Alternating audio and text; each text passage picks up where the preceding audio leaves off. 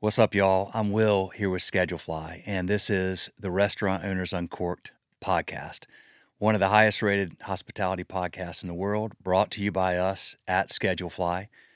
We provide a very simple web-based restaurant employee scheduling software backed by legendary customer service. If you're on pencil and paper or Excel, or you're on some software with tons of bells and whistles and features you don't need or use, Schedulefly is the perfect place for you. Easy to use, point, click, and go, and we'll take great care of you. Schedulefly.com, free trial, check it out.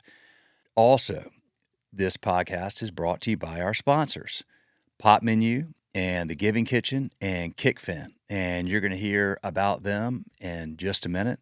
First of all, let's talk about today's guest. Hey, what's up, y'all? This is a fun episode and a little bit different. This is John Ginannii, and he owns Canteen Meats out in Petaluma, California.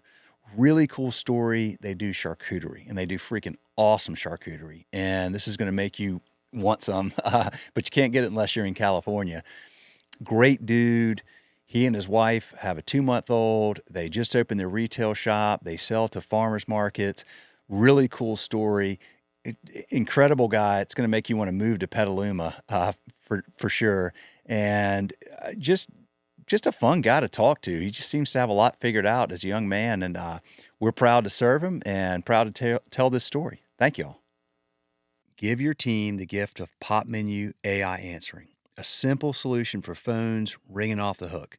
AI Answering handles calls 24/7, 365 days a year, so your staff can focus on in-person guests. Customize your greetings and responses, answer common questions, promote specials and events, and send follow-up links to ordering and reservations. AI Answering handles it all while escalating more complex conversations back to your team. Never miss another tasty revenue opportunity. Pop Menu, the marketing technology platform designed to make growing your restaurant easy. Discover more AI restaurant tools that turn your to-do list into an already done list by requesting a demo today. For a limited time, get $100 off your first month, plus lock in one unchanging monthly rate at popmenu.com. Go now to get $100 off your first month at popmenu.com. Be sure to tell them that Will from Restaurant Owners Uncorked podcast and Schedulefly sent you. Y'all, this is a great business. I just told you what they like me to say. I will say that we have a lot of mutual customers at Schedulefly with Pop Menu. They all agree. Great product, great customer service, great results. Check them out, popmenu.com. This episode is also brought to you by The Giving Kitchen. Giving Kitchen provides emergency assistance for food service workers through financial support and a network of community resources. Since its inception in 2013, Giving Kitchen has served over 15,000 food service workers and awarded over $10.5 million to food service workers in crisis. If you or someone you know is a food service worker in crisis, please ask for help. thegivingkitchen.org, and again, that's thegivingkitchen.org. Y'all, this is a phenomenal organization. Jen, the founder, has been on this podcast. Jen Heidinger Kendrick, check out that episode to hear their full story. But if you know somebody or you need help, go to thegivingkitchen.org. Incredible organization, and very responsive, and has a wonderful mission. Check them out. All right, we're recording. Man, from all the way across the country. Hey, John, introduce yourself real quick. Stoked to be here. My name's John Ginannii, owner, operator at Canteen Meats. We got some prosciutto behind me aging. We got a small little facility here in Petaluma, California, where we make everything. We just opened up shop for retail, but we sell at farmers markets. And I must have about 3 Schedulefly usernames. I've been using you guys at pretty much every spot I've been at.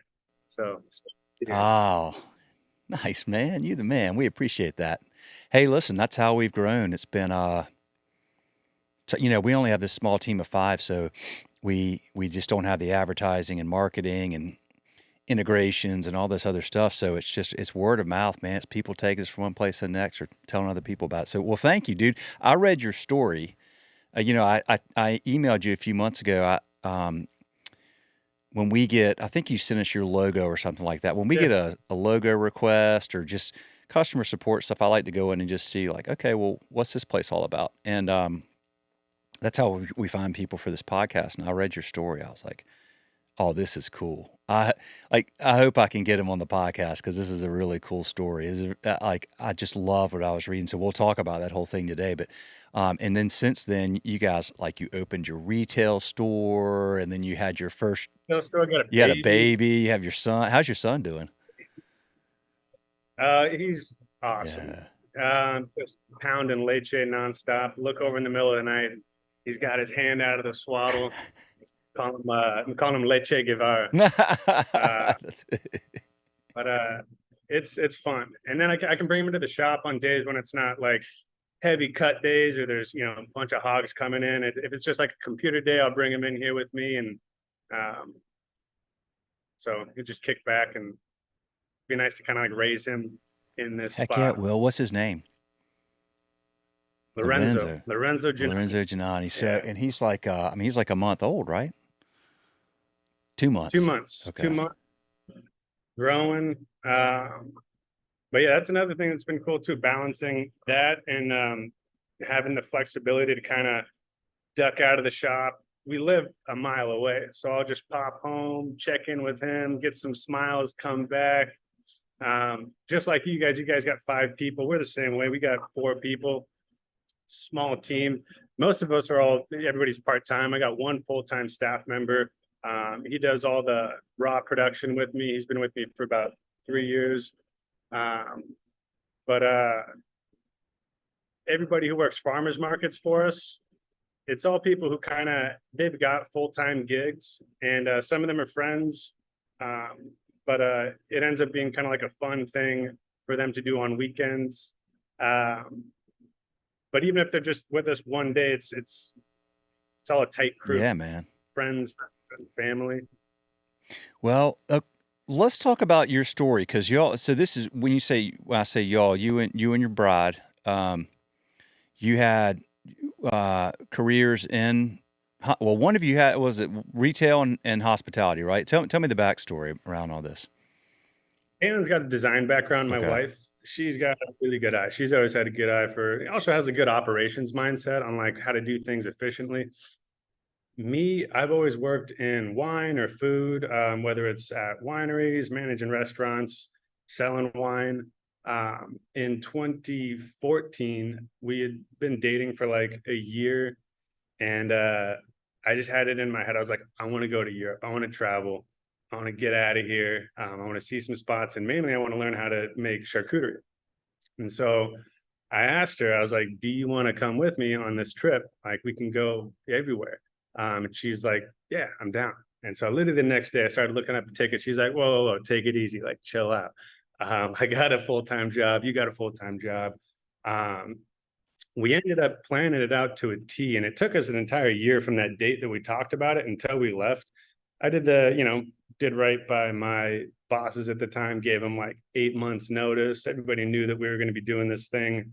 And so we, through a website called workaway.info, got linked up. You're basically applying to jobs, right? Worldwide. It's people like me, like us, small business owners, but just in different countries that need help, right? A lot of them had families. And so we basically applied to jobs. Most of them were all pig farms, with the intention of learning how to make charcuterie. It's my favorite food.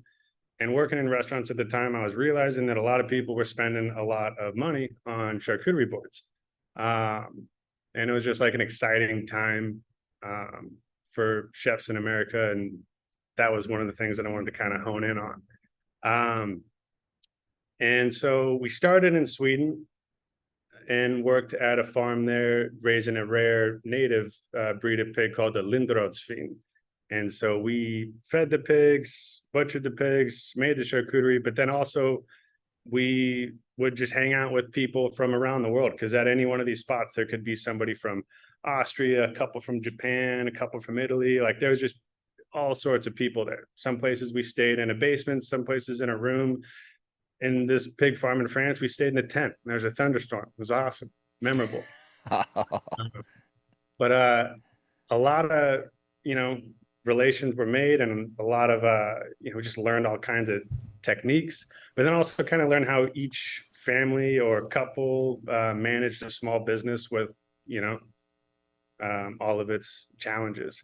But in the same way, like we were able to travel around, but in the same way, we're like kind of going on a hike is fun, but going on a hike, like looking for mushrooms is more fun. Or going, out hunting or fishing is more fun than just walking for the sake of walking.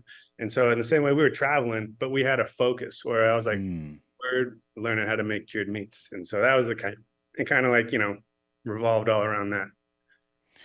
We did that for 9 months, which was way longer than we intended. And it was probably the coolest thing we've ever done.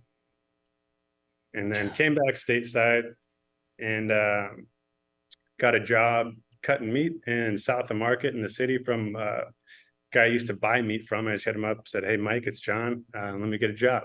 And so started cutting meat, did that for about a year. On the weekends, I was pouring wine at this really cool tasting room in Sonoma, Scribe Winery. And then eventually started working at a salumi facility in Cloverdale, northern wine country. We were making, 2,000, 5,000 pound batches of salami. And same thing, I was pouring wine on weekends. And then eventually rented my own commercial kitchen space. Like many people start, it's a shared space. It's a good way to crack in, low overhead. You don't have to pay for utilities, minimal rent. There's 4 or 5 different businesses using it. We got our own, space and time to come in. That's how I started, and then started working at farmers markets, selling at farmers markets. And even to this day, farmers markets are our main sales outlet. So we do 5 a week, and it's been awesome, not only to get that like real-time customer feedback and see, what people are looking to get into, but we're able to stay small and still grow because we're just direct to consumer. Our license only allows us to sell DTC in the state of California. So just doing more farmers markets is one of the ways that we're able to kind of slowly grow the brand. Well, let me ask you this, man. How did your whole hospitality journey start? When and why did you get started in this wonderful world of hospitality? Yeah, kind of by accident. After in 2010, I worked the harvest for Martinelli Winery up in Sonoma, Windsor, really. Was the vineyard sampler, and then we'd work in the cellar afterwards, doing barrel operations, whatnot. Finished that, and then I started selling wine. I was working for an importer selling French, Italian, Austrian wines, mainly Italian, and then opening up accounts, all around the Bay Area. It was young, hungry. It was mainly commission based, so just hitting a lot of pavement, taking a lot of no's, but doing like pretty well.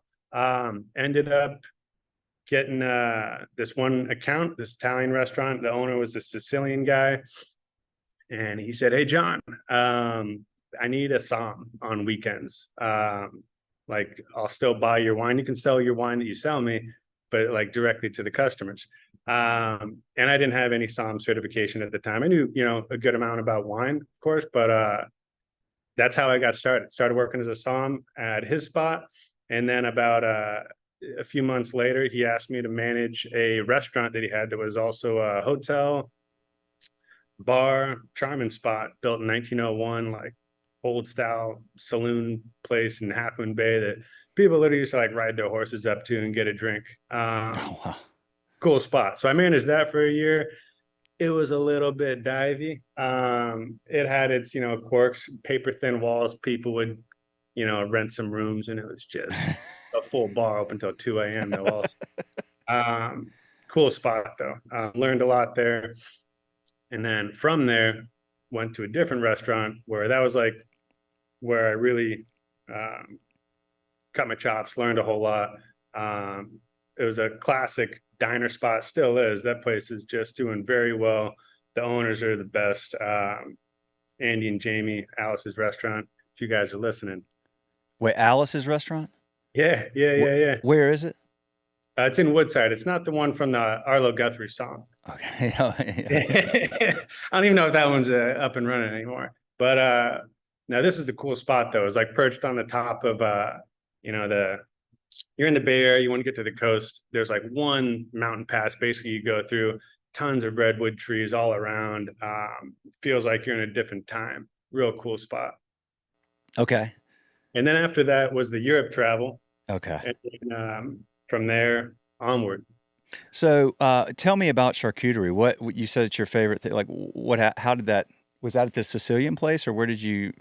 No, I mean, my family, we're very much American, right? But we've got Italian heritage. And it's just always been my favorite food. Whether it's something simple when I was a little kid, just salami sandwiches. We ate a lot of Yeah. Yeah. Columbus salami, great stuff. Uh, they've since grown a lot.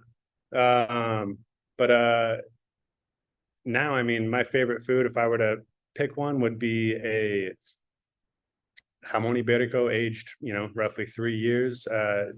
It's 3 years. got everything, right? Just mommy. But I wanted to learn how to make that, being, all around my favorite food. And the first thing I was like, I just want to learn how to make it for myself, and maybe not have to buy it. Right. It's I not was cheap. Yeah. spending a lot of money on charcuterie. Uh, yeah, yeah. And once you start making it, you realize why it's not cheap, right? Like, not only does it take so long to make, but then throughout the process, you are losing weight, right? Except for some items like mortadella. But like, you generally lose about 30, sometimes 40% of the original weight. So you got to kind of like figure out your pricing structure. And a lot of it's just based on what other people are doing, and then, how much your meat costs that you're using. We use all vendors that sell at the farmers markets with us. It's not cheap meat. But that expensive meat, when it's raw, becomes even more expensive when you dry it and then age it. But yeah, that's I mean, there's so many reasons why I got into it, but I just couldn't ever get the thought out of my head that I wanted to have a company where we aged meats. Just like aging wine, things like these hanging behind me right here, just the fact that it's something that gets better with time. I always How like long, you that. said, so you mentioned one aged 3 years. How long do you typically age charcuterie? I mean, does it vary from months to years, or I So don't know this one much. right here, that big one, is Yeah. gonna its 3-year birthday on May 10th. We're Oh, cracking that. That's from some California raised Iberico pigs from Encina Farms up in Middletown. uh-huh. Uh, but usually things like Copa, um, you know, diameter about like size of a softball starting out. That'll take around 3, sometimes 4 months. Salami is generally faster. Those would be like a month and change, 2 months if it's a bigger diameter. But our prosciutto legs are like classic prosciutto we make. We do 15 months. So it all runs, and there's no real like algorithm. I don't have some overarching spreadsheet of I need to make this now in order for it to be ready. You think you kind of have a hold on it, but we generally just try to make as much as we can with the time that we got while maintaining quality. And you can only grow so fast. It's always a very, very slow growth as things age. It's not like a bakery where you can scale in a heartbeat. Maybe if you had a whole lot of investment money, you could scale. But so we've been growing very slowly over the past 4 years, and I'm happy with that. We don't have any debt. We don't have any investors. I had a loan that I got from QuickBooks. And other than that, it's just been paying as we go, and you kind of just make moves as your bank account tells you it's okay to. Smart way to run a business, man. Yeah, absolutely. So I don't know a ton about charcuterie. I mean, I like it. I eat it when I see it. When somebody has a charcuterie board, I'll dive in and I'm all over it. I eat a ton of meat just generally, and cheese. So you mentioned being on pig farms. You mentioned just now, buying hogs. Do you also have other animals that you? Yeah. We do beef. We don't do we don't get whole sides of beef. We don't have the space for that, and we only have a handful of beef products. So I'll buy rounds. Most people, they don't have any trouble whatsoever selling their ribeyes, selling their New Yorks. What they do have more of a trouble selling generally are eye round, top round, bottom round. Those leaner, tougher cuts generally. But that's what we use when we make our essentially beef prosciutto, which is the beef bresaola, or beef cecina, the Spanish version of that, where we cold smoke it with hickory prior to aging it. Mm. So we also do lamb. We make a lamb salami. We also do duck, but pork is the main thing. That's Pork is the the main thing. Why is yeah. that? It's got the most fat. It's got the it's also the perfect example of a whole animal butchery. You can utilize everything from the snout to the tail. Literally, we'll do our family meal with ears. And my main guy, who he's been with me for 3 years. He's the best. He's from Haiti, and his favorite dish, like if you had to have him pick any part of the animal to eat, he's like the trotters and the ears. Those are the best. And so once a week, he cooks up a family meal for us, and it's the tastiest thing ever. Usually the trotters don't even make it to customers. We eat those ourselves.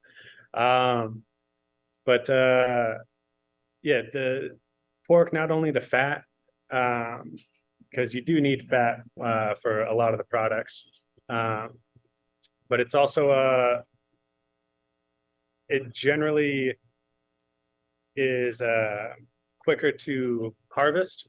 But yeah, fat, flavor. If I had to pick one protein to eat for the rest of my life, it would be pork for its versatility. You can have it for, any meal, any time of day, and multiple different applications.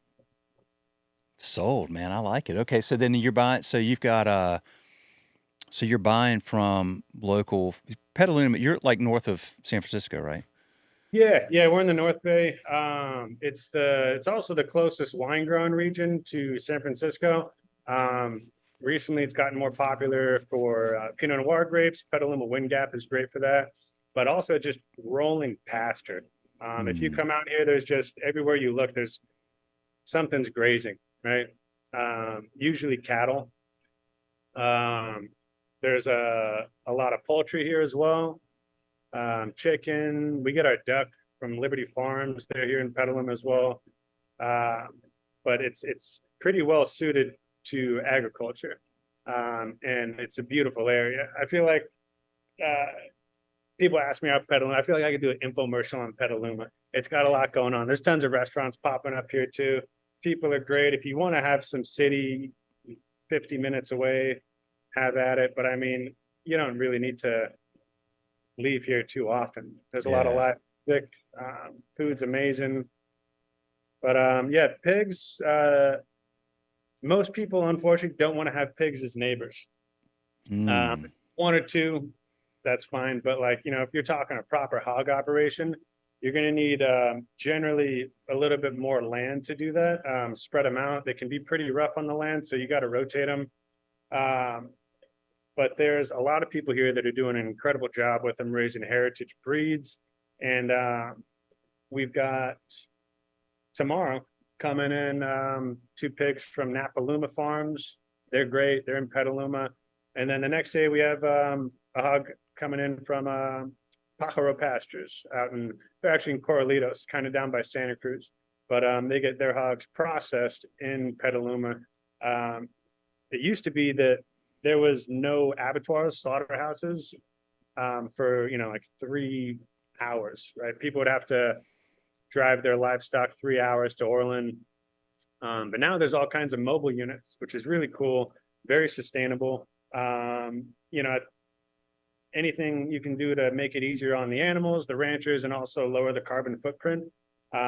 These mobile units are filling that void. And they're basically mobile in quotations. It's a stationary unit, but that's how you get it licensed. And so these animals, they're raised in 10 minutes drive, they're processed, and then another 10 minutes drive, they're brought to me. How long do the animals? How old are they when they're processed? Uh, Minimum 8 months usually. Okay. The longer they go, the more muscle structure you get, the more integrated fat you get, the darker the meat color. Um, Most of the animals that I get are going to be raised much, taken to slaughter much later than that. The meat will look like beef sometimes. Like if you take a cut from the shoulder, it's the meat's red, right? Okay. It's not this like bland, you know, peach color, which nothing wrong with that. There's a need for that in all kinds of different markets. But we find that what our customers like the most and what we find to be the most flavorful is, you know, a little bit later in the age game, and you just get that deep, dark red hue to it. All right, y'all. It is time for a little mid-episode break. We're going to talk about Kickfin. Thousands of restaurants, bars, and breweries use Kickfin to tip out their employees instantly. No cash required. With Kickfin, tips go directly to your employees' bank of choice the second their shift ends. It's a really simple solution to a really big problem because if you're still paying out credit card tips in cash, it's costing you. Time-consuming bank runs and cash counting take managers away from work that matters. Cash is hard to track, which leads to accounting headaches, and it creates the perfect opportunity for theft, human error, and compliance issues. Bottom line, there's never been an instant secure way to pay out tips until Kickfin. It's an easy-to-use software that sends real-time, cashless tip payouts straight to your employees' bank accounts 24/7, 365. Kickfin gives managers hours back in their day, makes reporting a breeze, and protects your business from risk. Most importantly, employees love it. Restaurants can have Kickfin up and running overnight. Employees can enroll in seconds. No hardware, no contracts, no setup fees. Visit kickfin.com for a personalized demo. See how restaurants across the country are digitizing tips with Kickfin. All right, that's what they asked me to say, so I say it, and it tells the story very well, but I like to add this in. We referred a customer that we know and love very well, Sup Dogs, to Kickfin. Sup Dogs has been a customer for a super long time. Trust them very much with their opinion on these types of tools. They started using Kickfin. I asked Brett, the owner, recently how it's going. He said, Kickfin is perfect. It's going great. Exactly what we were hoping for. So there you go. Kickfin.com, y'all. Check them out. I'm so fascinated with this. So like when you say you've got to have a little bit more land and like how many acres are these farms typically? And I how don't many know what the pigs do they regulations have? are. There's definitely numbers that ranchers have to adhere to, which me not being a rancher, I do not know those. Um, but just from an objective or subjective observation, you know, pigs can be a little noisy. Yeah. Um, and if not maintained, you know, they could be a little smelly, just like cows can, right? So you want to spread them out, give them room to roam, and that's what the people that we buy from do. How many will you go through in a year? Oh gosh, I couldn't call it. We try to do a pig minimum every other week. Okay. That means that sometimes there will be weeks that we don't get any raw meat in. Okay. That's fine. That's a nice little break for not only my bank account, but also it just allows us to catch up on other things. We call those RTE days, ready to eat days. Hmm. When everybody comes in, there's two color coats that you can rock. There's a white smock and then a blue one. If you're wearing whites, you're touching raw meat, and if you're wearing blues, and you're touching RTE meat. So on those RTE days, we're pulling down things like what you see behind me, whole pieces of copa, whole pieces of prosciutto. We're portioning them, we're packing them. Usually we're slicing them and packaging them. Everything that we do is by hand, very labor intensive, although the people that we have doing them are very good at doing it now. I'm always shocked at how much they can turn out. They're way better at it than me now. I mean, I started doing it just myself on a tiny little vacuum sealer, and now we've got, you know, as you go, you upgrade equipment, which can be an addiction in and of itself, right? Or if I can get this next piece of equipment, and then if I get that, then I'll upgrade to this level. We're at a good point right now where I don't think I need to buy too much more. It's all very simple, rudimentary things we have. We have a meat slicer, we have a hand crank sausage stuffer, we got a meat grinder, a buffalo chopper, and we got a vacuum sealer. Other than that, a lot of refrigeration, freezer space. And then we got our 2 aging rooms, which are kind of behind me, but behind those doors, there's one aging room for the whole muscle stuff, which is the things that are not ground up, like your copa, like your prosciutto. And then we have another room for our salami, which are, salamis ground up just like sausage. We mix it up. But then instead of sausage, like you just sell it right then and there. We tie them up, we ferment them, hang them to ferment, and then we dry them. So the 2 rooms are separated like that. And then this whole front display is where they kind of finish at ambient room temperature. And I don't know if you've ever cut into a piece of meat, aged meat, or even cheese. You can get them those little crystals, called tyrosine crystals, and it's a breakdown of amino acids that basically ends up being the building blocks of MSG, natural MSG, which is one of the reasons why it's all so tasty. And so that only happens past a certain amount of aging, and you have to, do everything, of course, at a certain temperature and humidity. If you do it right, then it's just laced with those beautiful little crystals.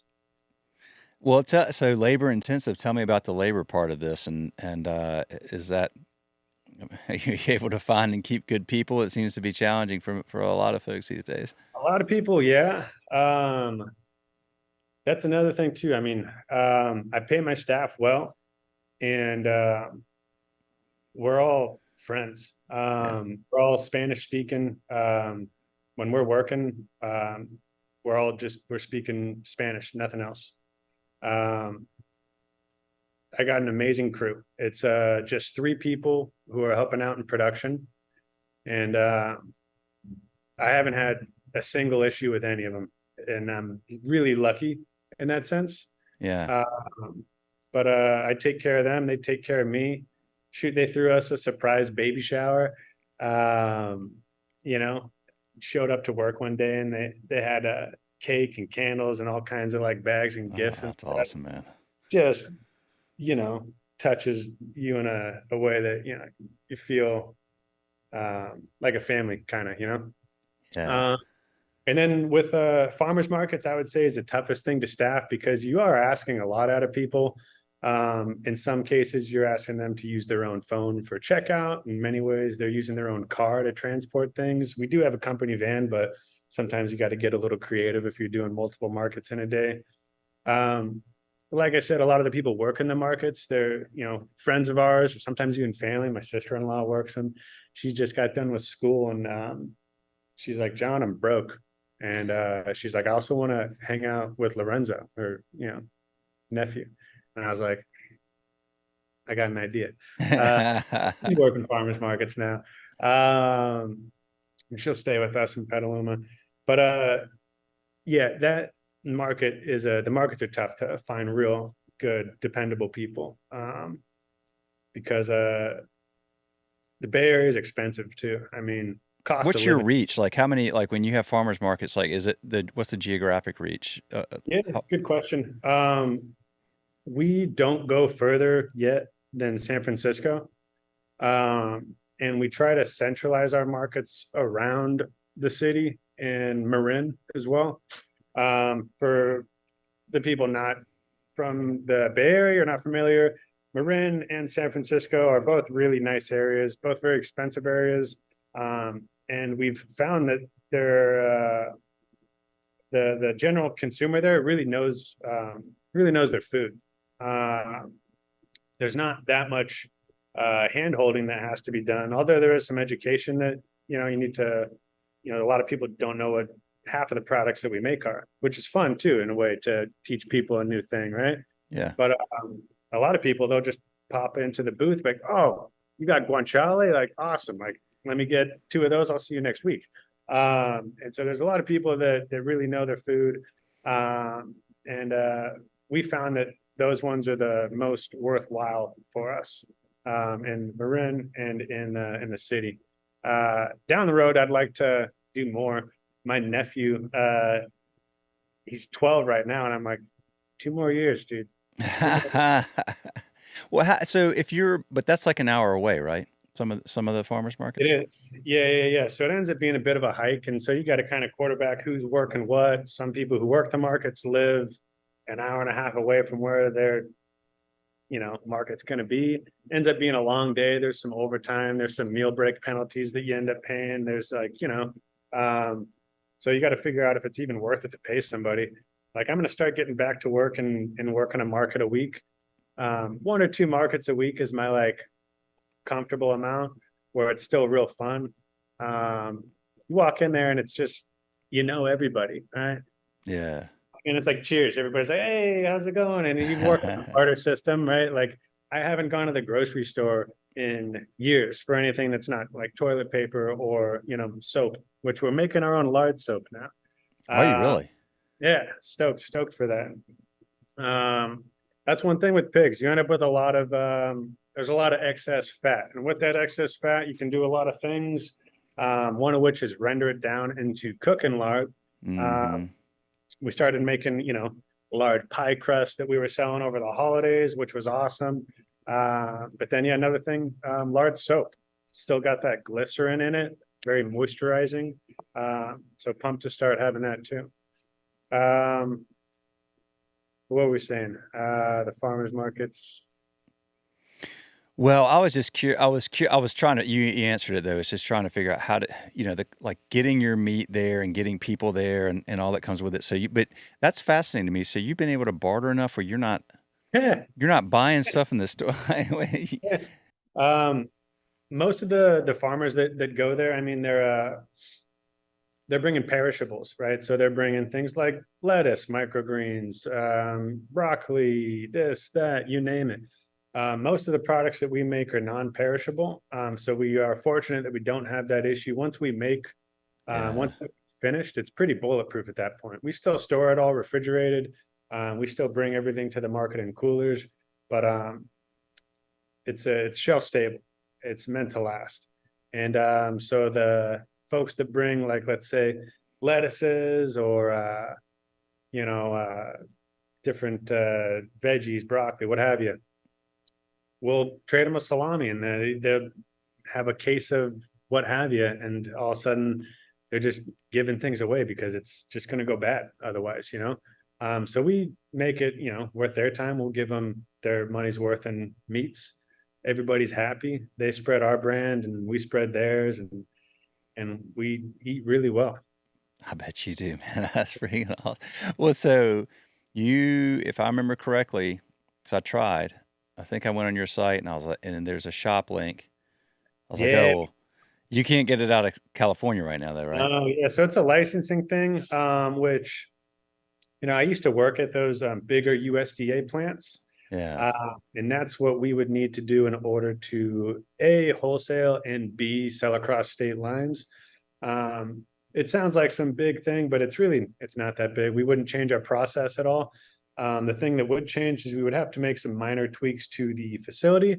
Our like cute, charming little shop right here would have to become a little bit more sterile with some partitions. You have to have what's called a proper flow chart where raw meat enters in one way and the RTE meat exits the other way, and they never intersect, right? Okay. So we have things divvied up right now. One side's this, the other side's that. You're rocking blues, you're rocking whites. And that works for our CDFA license. It's actually going way above and beyond for our CDFA license. But yeah, if we ever did want to wholesale, which to be honest, I'm not even sure I really want to do.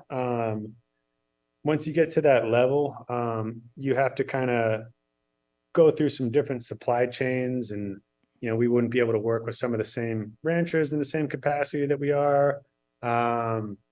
Things would change, some for the better, some not.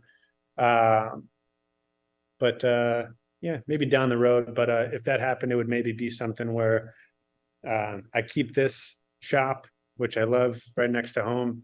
And then if we ever did want to grow, let's say if somebody said, hey, John, I'd like to invest, here's 2 million, then maybe we just open up a different production facility where we then do our USDA production. Gotcha. Okay. Gotcha. Well, if you can keep doing it without that investor and all that comes with that, then go for it, man. It's like there's a lot of people in California. There's a lot of people in the Bay Area. And the way, that, like I said, that we can grow is by doing more farmers markets, and then also doing kind of, creative things like we just did another big expense. I just got a vending machine. So there's this really cool airport. It's the Sonoma County Airport in Santa Rosa. It's my favorite airport to fly out. If you're ever on the West Coast, this place goes all over, and it's like a bus stop, right? You show up, you can show up 20 minutes before your yes. flight. Everybody that Yes. works there, nice. And then you can get great flights all over the West Coast. But there's no food there. And so we got a vending machine, us and one other company, Cousteau. It's a French bakery. You pass security, and then we'll have that bakery vending machine, and then we'll have ours, Canteen Meats. And so people from all over the world really will be able to, let's say if they're flying through this airport or have a layover somewhere, they could grab a snack for themselves or something from Sonoma County to take home with them. And the shelf stable too, so they can fly with it. So that's another exciting little sales outlet that we got cooking. That's really cool, man. Congratulations. That's a neat way that's creative. I love that. That's awesome. Yeah, thank you. We'll see. I'm hoping it goes well, but I mean, even if it doesn't, I got a vending machine.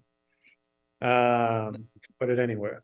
Nah, I think that'll go great. That's a cool use of a vending machine. I mean, God, we need more of that, bro. We need more of that, and not like freaking crap you normally get in a vending machine. Like, yeah, well, we were flying out of there, and for such a cool, charming, like unique airport, all they had was a vending machine with like chips and pretzels. Which, I mean, there's a time and place for those, but yeah, it was after that I just cold called them. Was like trying to get in touch with whoever handles the food there, and they said, you called it a great time. We're actually about to release a bid. Join the county website. You can submit a bid, and took about 10 months until it all went through, but now it's finally gone through. Got the insurance. Everything's finally locked in. I think you've just created a new category, man. Don't tell anybody about it. I was gonna say, yeah, like we need prosciutto vending machine. Like this is what that's amazing. I mean, I definitely didn't invent it. There's somebody else out there who's done it, and of course Japan. They got like sushi vending machines. Do they really? Okay. Oh, the Japanese are wild. They got it all. I mean, I haven't used a vending machine forever for that reason. I eat a lot of I try not to. I mean, yes, there's but I really try to stick with I'm 49 now.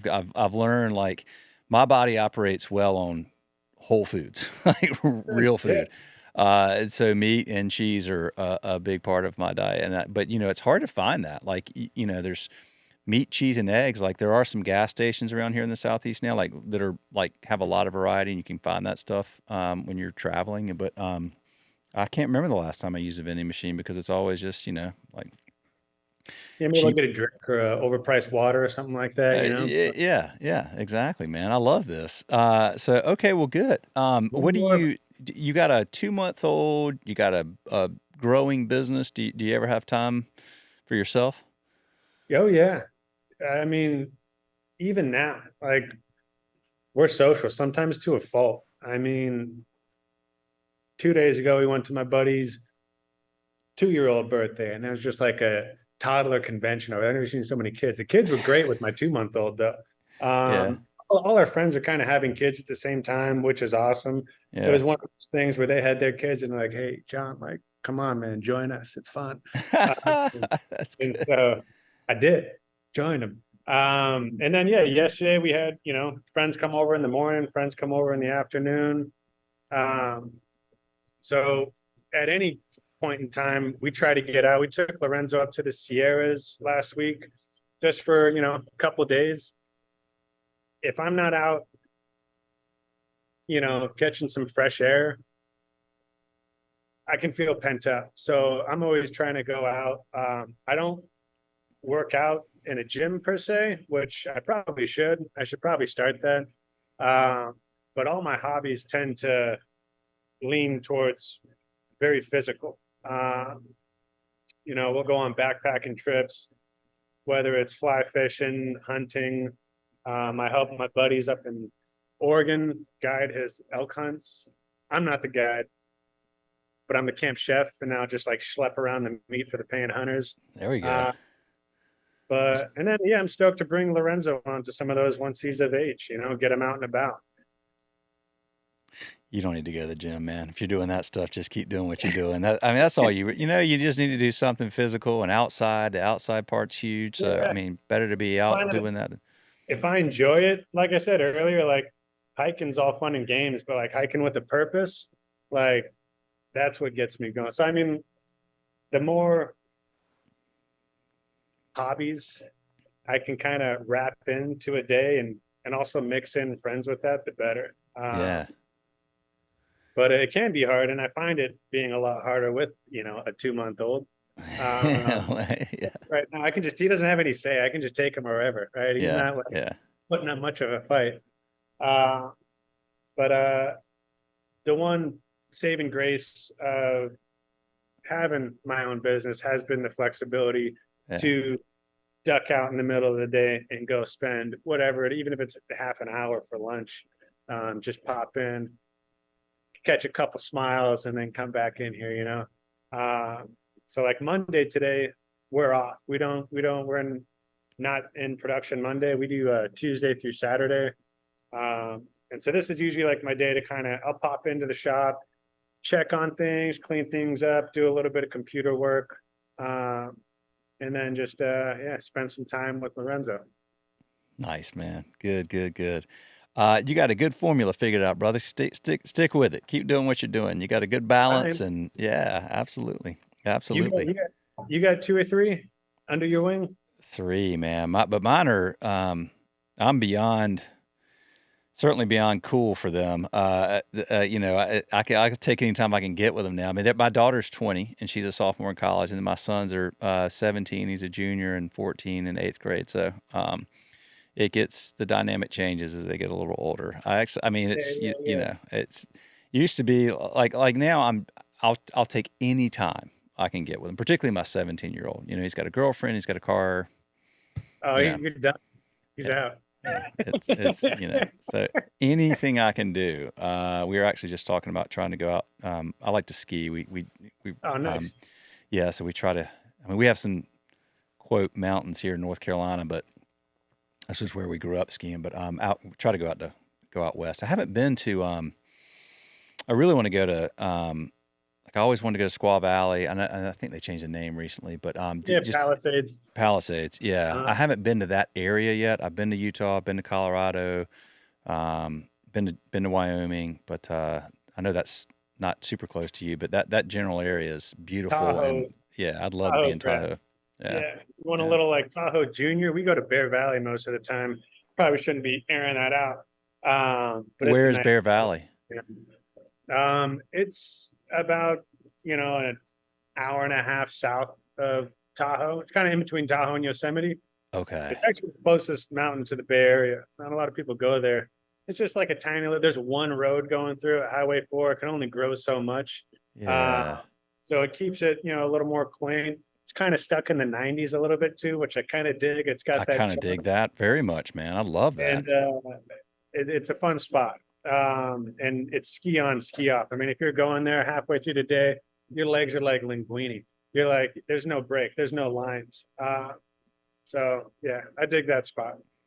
No, that's my kind of place. The problem with going, the well-known places is they're crowded and they're expensive, and like I can't stand going skiing and going in, and it looks like you're going into like a 5-star country club just to eat lunch when you're skiing. I'm like, this just doesn't, like, you don't need this. I asked about a glizzy, a hot dog, and get back in. Dude, you're good. That's right. Yeah, man. Actually, I would just go to a vending machine and buy a bunch of your meat, and just that's all I need to kind of keep me fueled. I asked about that because I've been in North Carolina my whole life except for 2 years. I lived in Burbank, And Oh, there was a place called Big Bear, I think. So I was it's at Big Bear Mountain, which yeah, was like yeah, yeah. yeah. So Bear Valley. All right, we'll have to check But yeah, that out, Big man. Bear's like Southern California's ski place, which to be honest, I've never been to it.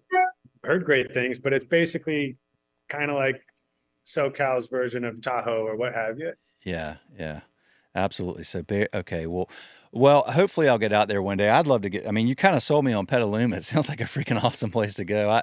I'm not as much for the big cities all the time, but like a place like that sounds like easy access to a lot of beautiful stuff, but kind of a slower pace and just good Yeah, people. and And there's a good mix. I mean, it's pretty diverse, right? I mean, you could go up into a bar, and to your right there could be some third generation rancher, and then to your left is some punk rocker who's about to play a show, and you know it's just there's a little bit of everything, and everybody's into food, yeah, and everybody's pretty proud of Petaluma. It's like yeah. there's a lot going on here to be proud of, so we dig it. You got it going on, my friend. Well, look, I appreciate the time. Appreciate the story. Glad to get to meet you. Thank you for the business. I mean, this is fun, man. I really enjoy doing this. Yeah, well, cheers. Thanks for having us on. And I'll stay tuned for your next episodes. Lots of them coming up, man. I look forward to posting this. I appreciate you, John. Have a good one, man. All right, later. See ya. Hey, y'all. Before you dial out, just a quick request. If you are listening to this podcast on iTunes, if you would give us a star rating and a comment, it would be so helpful. If you're on Spotify, if you'd follow us or whatever platform you're on, if there's a rating or a follow, please do that. What that does is it tells these algorithms to put this content in front of more people that are looking for this type of content. So if you enjoy the episode, please do that. Thank you so much for listening to Restaurant Owners Uncorked or watching on YouTube. We appreciate you. We're proud to be able to do this, and we're just going to keep putting out great content, y'all. So stay tuned. Thank you.